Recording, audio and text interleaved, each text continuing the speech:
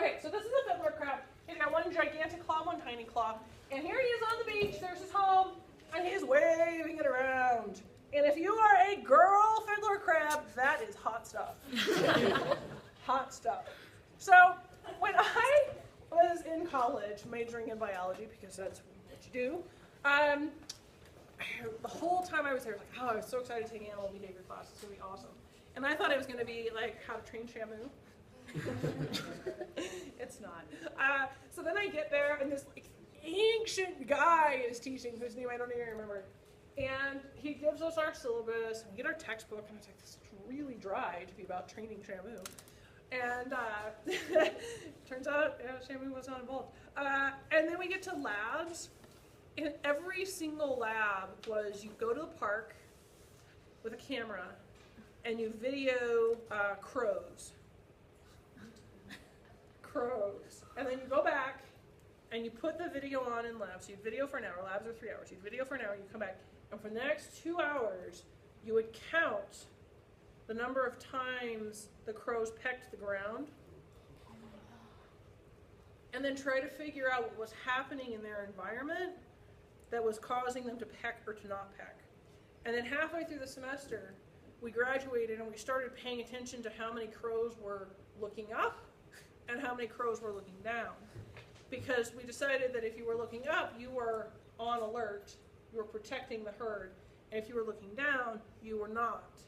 And we had to try to figure out this relationship between foraging and not. Okay, so here's 21-year-old me thinking, I just paid $7,000 for this class. What?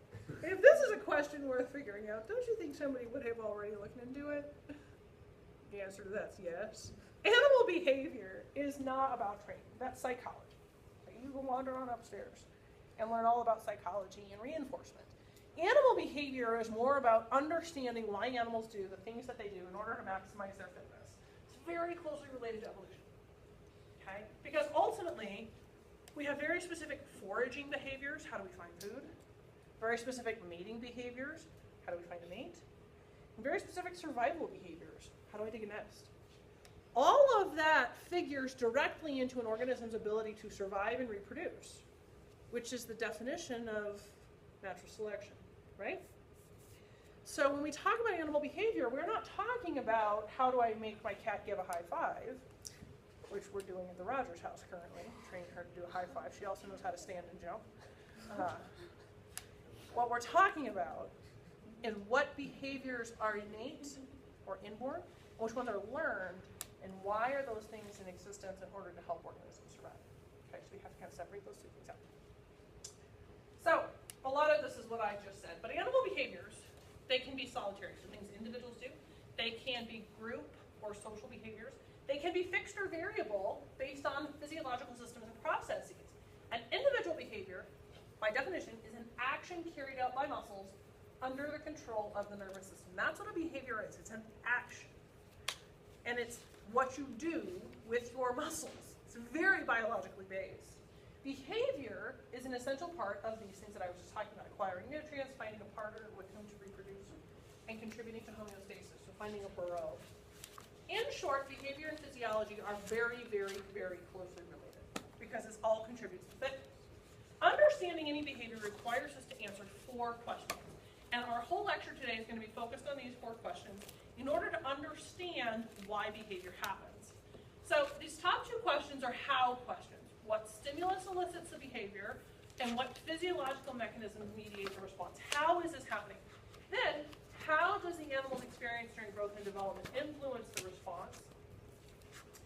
And we call these proximate, and we look at an individual proximate causation, how questions, and even though this next one starts with a how, it's more of a why question. How does the behavior aid survival and reproduction? Why would you engage in this behavior and to increase your fitness? And ultimate causation, which is what is the behavior's evolutionary history? Why is it happening? Okay, so we have 2 how questions. How are these things happening? And 2 why questions. Why are these things beneficial for these organisms? So we're going to start by understanding the initial research of Nico Tinbergen. He really is the father of animal behavior. Nico had these pet fish. He's a free-spine stickleback. And you're like, really? 3 they're laying flat. But when he gets mad, his spines stand up. And Nico noticed that anytime the red mail truck drove by, good old Fishy got all worked up and started attacking all kinds of things. The glass, the fake plants in the aquarium, he was all mad. And Nico's like, what's up with this? This is the boy, this is the girl. That matters. Turns out he did a whole bunch of experiments because I guess he had some time on his hands and was really into his fish. He came to understand that this had to do with territory. It turns out a male will attack something else that's red, but will not attack anything that's not red. Why? Because only the males have red. He was defending his territory. The trick is they're not very good at telling fish from non-fish. Right? So we could give him any of these guys. He would not attack this one because he thought it was a female or a juvenile, but he would attack all of these not very fish-looking things. Why? Just in case, because there's red, and red means, attack. Right? Just like that. So, Nico named this thing a fixed action pattern. Fixed action pattern is a sequence of unlearned acts, so things that you're born knowing how to do that are directly linked to a simple stimulus. These fixed action patterns are essentially unchanged, and once you start, they are usually carried out to completion. Okay, so once that fish sees red, he's going to attack something. He's going to defend his territory. You can't change that. The trigger for this behavior is an external cue, in this case seeing red, and we call that a sign stimulus. Okay, here, that stimulus was the red object, and the behavior was aggressive behavior, attacking things. This is a behavior associated with a well-defined stimulus. Very straightforward. It sees this, it responds in this way. Usually it's not nearly that straightforward. Very often environmental stimuli can trigger behaviors as well as provide information about how to carry out that behavior. Migration is a really good example of this. So migration by definition is a regular long-distance change in location. Okay, that makes sense. That's what migration is. Birds migrate, fish migrate, turtles migrate, all kinds of things migrate. Mammals migrate, not us, but many of them. Usually, an environmental trigger tells animals it's time to go, as well as how to get home, wherever it is that you're going. There's some kind of an environmental cue that does this. Those cues could be the location of the sun and stars. This is kind of wonky, Earth's magnetic field. We can't detect magnetic north. Most animals can. Okay? I need a compass or an iPhone in order to figure out which way is north. Or the mountains. Put me on the other side of the mountains and I don't know what I'd do in the middle. I don't know. Landmarks. If an animal's been to a place before, they'll know it. Lots of these behaviors are governed by rhythms. A circadian rhythm or a circannual rhythm are two examples of that. Circadian rhythms determine the daily cycle of rest and activity. Usually this is synchronized with light and dark, but it's possible for light to be sleep time and dark to be wake time. The reason we sleep at night is because our bodies detect the darkness and produces a hormone that makes us tired. In some animals that are nocturnal, it's the reverse. The body will recognize the light and produce the hormones that make the animal tired. Just backwards. Those are animals that would be nocturnal, right? So, circannual rhythms are rhythms that go in yearly cycles, such as migration, mating, diet changes, these sorts of things. If we have these circannual rhythms, often those are correlated with food availability, but the behaviors themselves are not a direct response to changes in food intake. You don't want to wait to migrate until you're hungry. That's bad, because now you don't have a lot of energy to migrate. You want to migrate before you run out of food. So you begin to migrate when the seasons begin to change, but before your food availability runs out. Okay. Not all biological rhythms are associated with light and dark. Our fiddler crab, for example, in the very beginning, he goes out waving his claw and looking for the suitor, for the woman, during periods of huge tidal changes. Living in Colorado, understanding tides is a little difficult for us. But in essence, tides are based on the moon, the phases of the moon. And while you have a high tide and a low tide about every 12 hours or so, how much the water comes in and goes out changes based on the moon. So when there's a lot of tidal flux, high tide versus low tide could be as much as 12 feet up and 12 feet down of water. can be a lot of water. Okay, that's what we get when the moon is closer to the Earth. When the moon is further from the Earth, tidal shifts are much more subtle, and you may only have an increase of 2 feet or a drop of 2 feet, high tide to low tide. So our friend, the fiddler crab, his searching for a mate happened during times of the greatest tidal movement, when high tide is very high and low tide is very low. Why? Survival of the larva is maximized when they get washed out to the ocean. How do you maximize getting washed out to the ocean? Lay your eggs and have the larva hatch when we have 24 feet of water coming and going rather than 4 feet of water coming and going. Okay? So in this case, his behavior is tied to a different stimulus, in which case this is the tide. But the claw waving by a fiddler crab during courtship is just an example of one animal generating the stimulus that guides the behavior of another. A stimulus is transmitted from one animal to another is called a signal. Signal transmission and reception constitute communication. So for communication to be complete, one animal has to initiate it and the other animal has to receive it. If either one of those is missing, it's not considered communication. Okay? There are 4 kinds of communication, and if you have a pet at home, maybe not a fish pet, but a dog or a cat, you've probably witnessed all of these things from that organism. Visual. If you have a dog or a cat at home, do you know if they're in a good mood or a bad mood? Maybe with the ears. Okay, with the cat, they're all floofy. Somebody just knocked on the door. I don't like strangers, right? I guess I don't like strangers. Chemical. If you're ever taking your dog on a walk and they try to pee on everything that comes out of the earth, there's no urine left, puppy. Just walk. No, we're gonna lift our leg at everything. Chemical, right? They're communicating with each other. Tactile. I come home from work, what's the first thing the cat does? Does a little leg thing. Mom, Mom. Oh, she wants to be held. Hug me. Okay. She doesn't like to be left alone. She's my baby. She knows it. Auditory, making noise. She's also a very good communicator about being hungry. Mostly at 5 in the morning. We start quiet.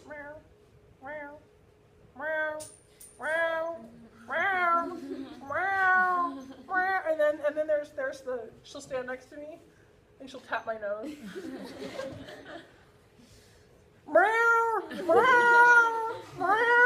Okay. She doesn't know Saturday and Sunday. She doesn't understand that I didn't need to be, but here we are. At home, you know this, right? Is she communicating with me? Well, she's sending a signal, and I receive it quite well. Right? That is absolutely communication. But they can do the same thing with each other. Probably not tapping on the nose, but nevertheless, such thing exists. Give you other examples of these here in your notes, but all in all, most vertebrates, land vertebrates, engage in all 4 of these modes of communication in some form. Think about humans. Do we have body language? Sure we do.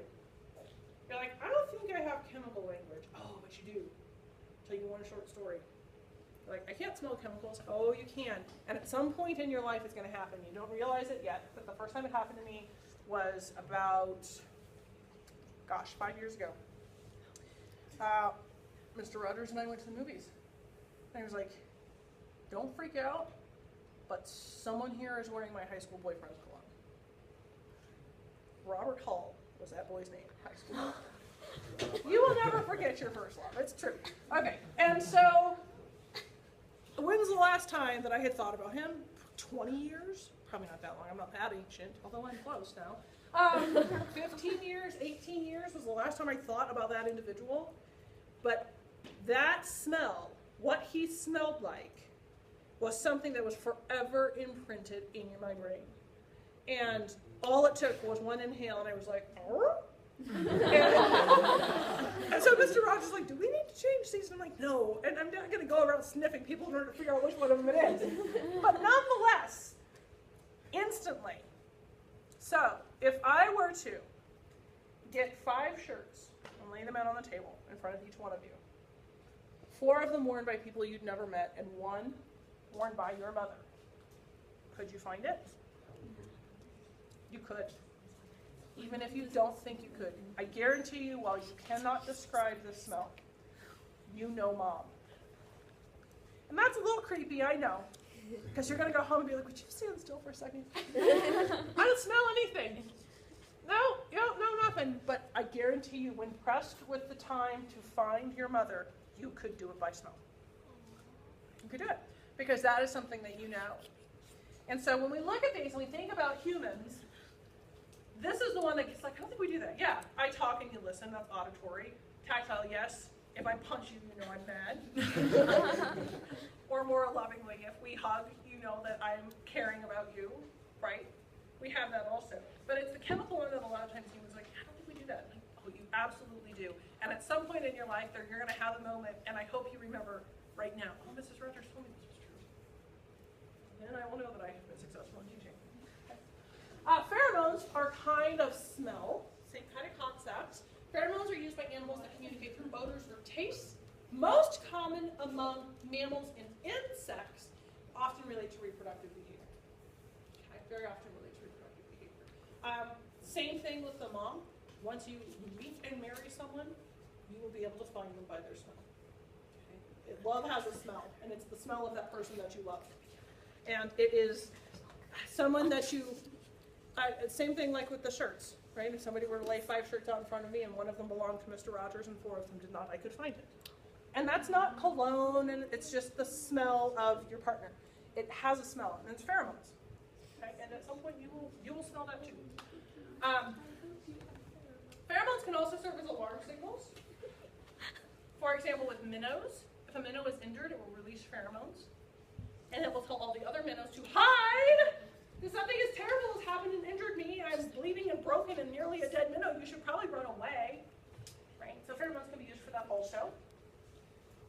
In general, the forms of communication used for an organism are very closely related to an individual's lifestyle and environment. Visual displays are pretty useless if you're nocturnal. Right? Make sense? Doesn't make a lot of sense to show off your tail feathers if you're a peacock. Nobody can see them. Seems like kind of a waste. Okay, diurnal animals tend to communicate primarily by visual and auditory signals. Okay, nocturnal animals tend to use smell and sound. True for humans also. We rely primarily on visual and auditory communication because we are diurnal. Okay, we miss out on a lot of those chemical cues that most animals behave according to. So now we're going to talk about learning. Innate behavior is that which is developmentally fixed. That which you were born knowing how to do. For humans, it's a very short list. I came out knowing how to scream. I think that's the end of the list. If you watched April the giraffe, were you guys watching April the giraffe, who just had her baby giraffe? How long did it take before that little giraffe was up and running around? Like 20 minutes. So that's innate for a giraffe. Walking took me 2 years, and still sometimes I'm pretty sure I haven't got that figured out. I still fall over, right? So innate isn't the same for all organisms, but it kind of makes sense how that would be selected for. I don't have a lot of predators as a baby. Does a baby giraffe have a lot of predators in the savannah? That looks like a tasty morsel to pretty much anything with big teeth, right? So it makes sense that the baby would be able to get up and run shortly after being born, because otherwise somebody's going to eat it. A little aggressive, but true. So what behaviors are innate is different for different organisms. Most behaviors, though, vary with experience and thus differ between individuals. So the second question in Tinberger was, how does the animal's experience during growth and development influence this response? And an interesting approach to this question was a cross-fostering study. This can be done with animals or humans, which is kind of interesting. The young of one species can be placed in the care of adults from another species, or the twin studies are the human version of this. Look at the development of behaviors in identical twins that were raised by different families. What is consistent and what is not consistent will help us understand what behaviors are genetically driven and which ones are learned from your parents. A very powerful way an animal's environment can influence its behavior is through learning. The modification of behavior based on past experiences is what learning is. The ability and capacity for learning depends on your nervous system. So this is why, and I shouldn't be telling you this 2 days before your final, cramming doesn't work. Why? Learning itself involves literal changes, physical changes in your brain. You have to form different connections between your neurons. That's what learning is. So when people tell you cramming isn't going to be effective, they're not just telling you that to make you feel bad. They're telling you that because you have to give your brain the opportunity to form these neuronal connections. When do these neuronal connections happen? When you're sleeping. So for all the times I've told you, go to bed. You will learn better when you sleep. And you guys laugh at me. Please understand that my advice is biologically based. You have to give your brain an opportunity to form neuronal connections. Those connections are formed and solidified when you're sleeping. You have to give yourself the best chance physiologically to learn the content. And sometimes we work against ourselves. Learning can take many forms. Imprinting, spatial, associative, cognitive, and social. We're going to look at each of these. Imprinting is when you establish a long-lasting behavioral response to a particular individual. You imprint to a thing, or a person, or mom. This can only happen during a very specific time in development. We call that the sensitive or critical period. If bonding doesn't happen, the parent will actually not even recognize the baby as their own. So Konrad Lorenz, one of my favorite dudes, who's long since passed, but he was an animal behaviorist, and he figured out imprinting. And what happened was Mama Goose got killed by a car, hit by a car, so he took all the eggs home and hatched them, and he was the first thing they all saw. So they all imprinted on him, and they would follow him anywhere. Literally follow him around. Penguins do this. Okay? A lot of different birds do this. And so do cranes. You see the dude in here wearing a white crane suit? So we use this knowledge to our advantage and help endangered species, and here's what happens. So because we learned from Konrad Lorenz that some birds will imprint, whooping cranes were critically endangered. We could hatch them, right? We had enough that we had them in zoos, we could hatch them, but in order to get them back out into the wild, they had to be able to survive by themselves, but more importantly, they needed to be able to migrate. Problem was, each generation of cranes learned where to migrate from their parents. So if you have none in the wild that are currently migrating, how do you teach the babies how to migrate? And they're only going to follow their mom. So what they did is they got the cranes, and they hatched them, and they had a whole bunch of scientists, and they would all wear the crane suits. So that, this is sounding like a joke, right? It's not. Right, so the reason behind the suit is that they wanted the cranes to imprint on the suit, not on the human. Because then, once the cranes were big enough, they taught the cranes to follow around the suit. Follow the suit, follow the suit, follow the suit. When they were ready to fly, they got themselves this ultra lightweight thing, and they taught the cranes to follow the suit. So they took some short trips just around the hood, and then when it was ready to migrate, there they go. You have to have a lot of scientists because I can't imagine it's real warm. I bet it's real cold in a crane suit in an ultra lightweight aircraft in the clouds. But it worked.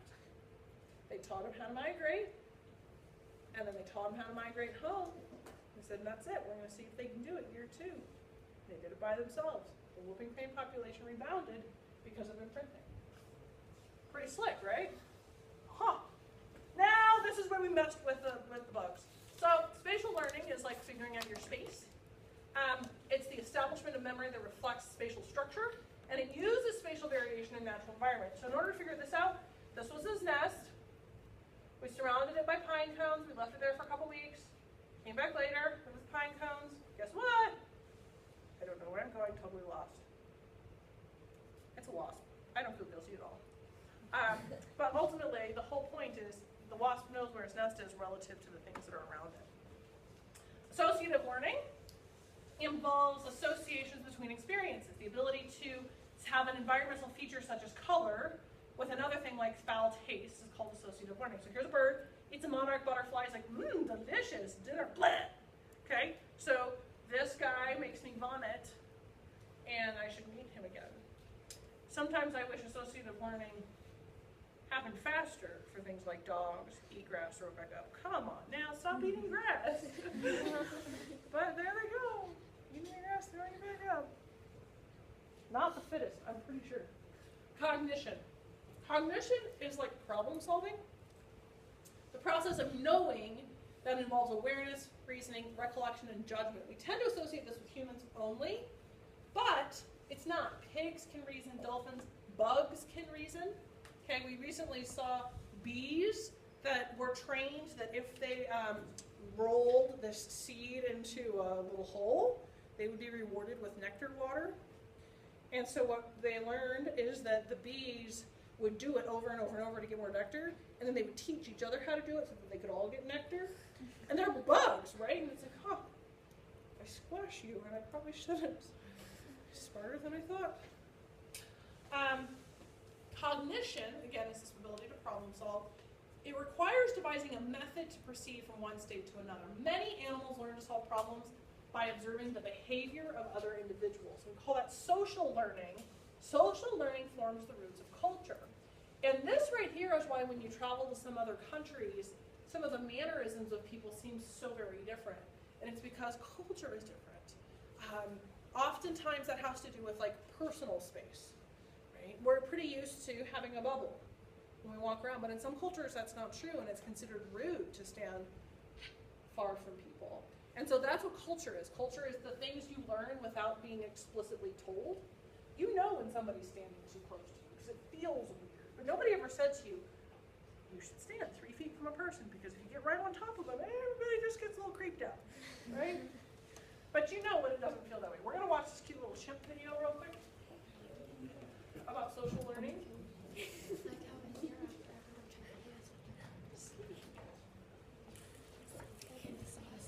And then we're going to talk about selection and evolution. And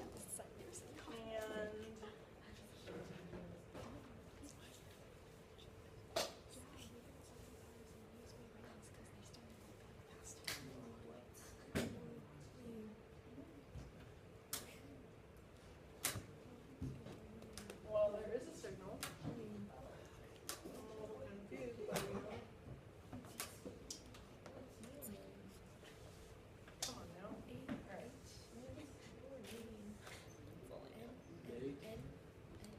All right. All right. DJ Italy. Yeah.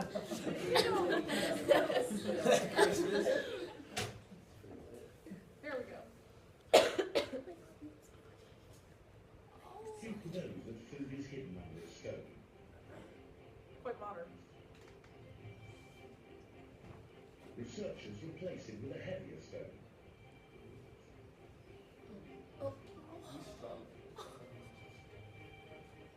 If two chimps each know about the food, can they work together?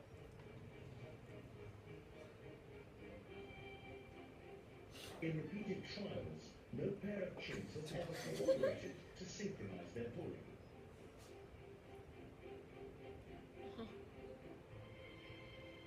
If one chimp is replaced with a person, the other animal still doesn't collaborate, at first. But eventually, it figures out the sweet rewards of cooperation. Do anything.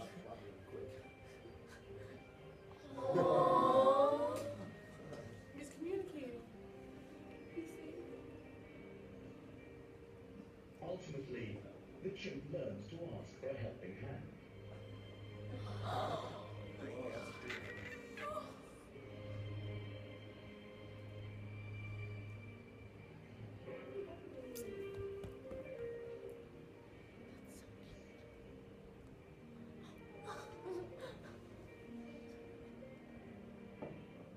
A needy chimp may well recruit help from a human, but would it ever offer assistance? One of the most surprising findings of all my years of studying apes has been that they actually will help you.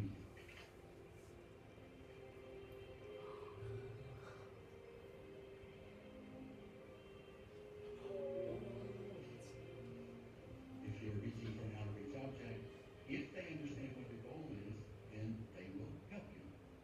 They're so good. So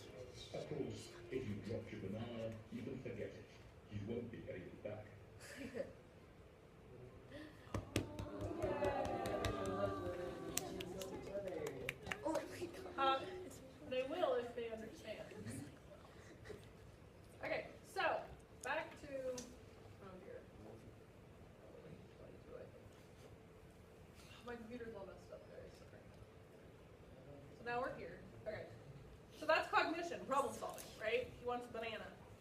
So now what I want to talk about, Tinbergen's third question, was how does this help survival and reproduction? As an example, food obtaining behavior. Very closely related. The ability for you to get food is very closely related to your fitness. Okay? So foraging includes eating, as well as any activity an animal might use to search for, recognize, or capture food. It directly relates to an animal's ability to survive and reproduce, which is fitness, right? That's what fitness is, your ability to have more babies. There is a genetic basis for a lot of behavior, and in fact, we're able to code genes and see what this relationship might be. In flies, for example, different alleles of the same gene are selected for based on population density. In a very highly dense population of flies, you have to go further to find food.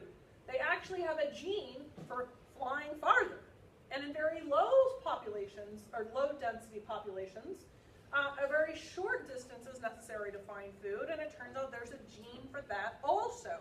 So a very simple organism, even, we're able to find that there's a genetic correlation between what your genes are and how you act. Mating behaviors are also crucial, because part of fitness is your ability to have babies. So mating behaviors are also a big deal in determining relative fitness of individuals in a population. While we tend to think of mating as an event, species vary with regard to mating systems. The length and number of relationships between males and females. Some have no strong pair bonds, others form a relationship for a duration. We have monogamous species, polygynous species, and polyandrous species. And the monogamy is the one that we tend to associate with right, but that's totally cultural. And monogamy is just simply saying one male with one female for a prolonged period of time. Okay? Polygamous is one with many, but polygynous and polyandrous, this is one male with multiple females, so that's like with our elk, okay?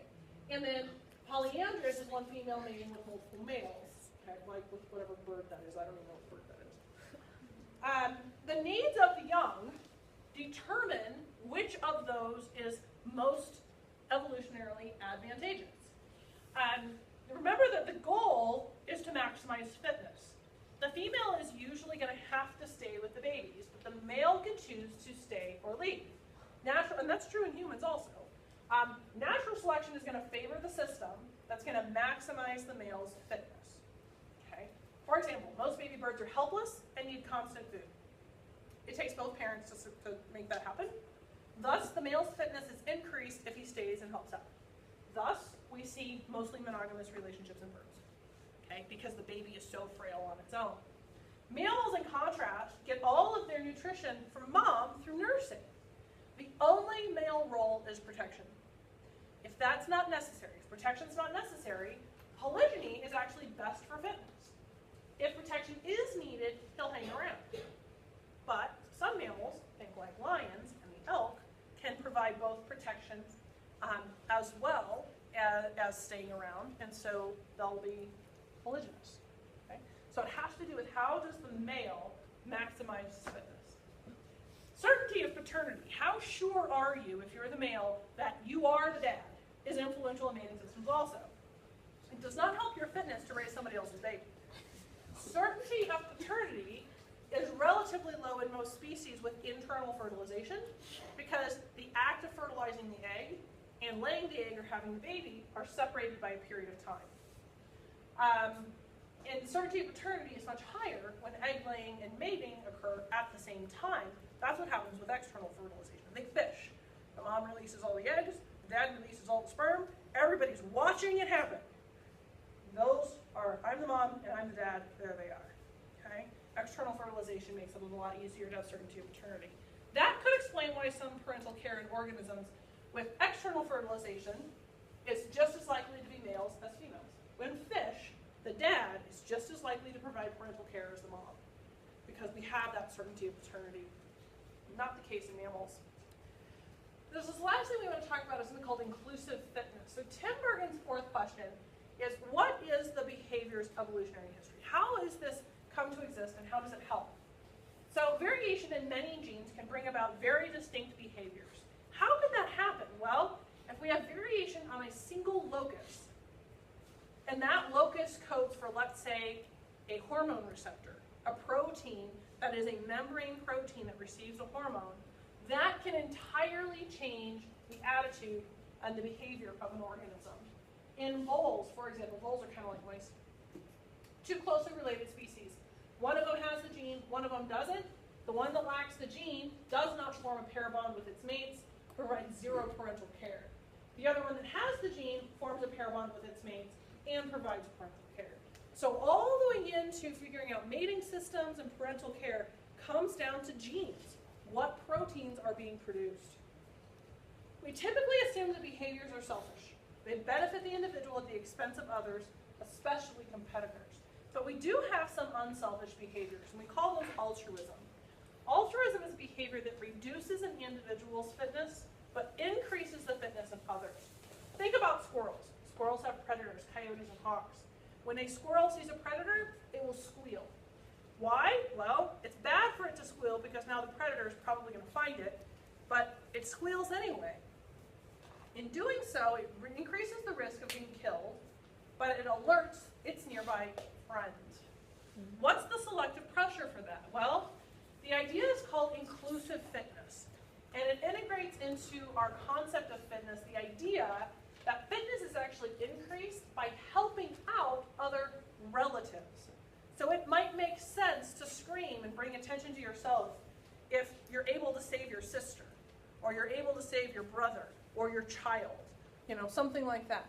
And so how does this work out? Well, according to a biologist named Hamilton, there are three variables in an active altruism.